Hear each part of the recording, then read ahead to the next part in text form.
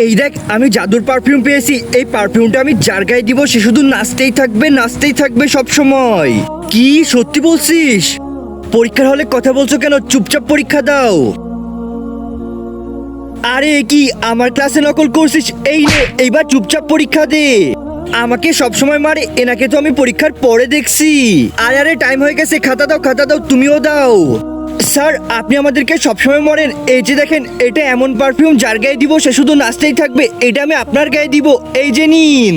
আরে এটা কি দিয়ে দিলে আমার শরীরে? আমি এভাবে নাচছি কেন? আরে এটা কি করে দিলে তোমরা? আরে চল পালাই এখান থেকে।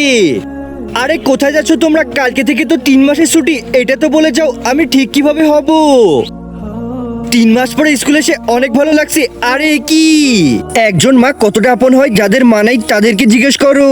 তাই আজকে যারা মাকে ভালোবাসো তারা একটি লাইক আর একটি সাবস্ক্রাইব করে দাও। আর যদি না ভালোবাসো তাহলে এই ভিডিওটা থেকে দূরে থাকো।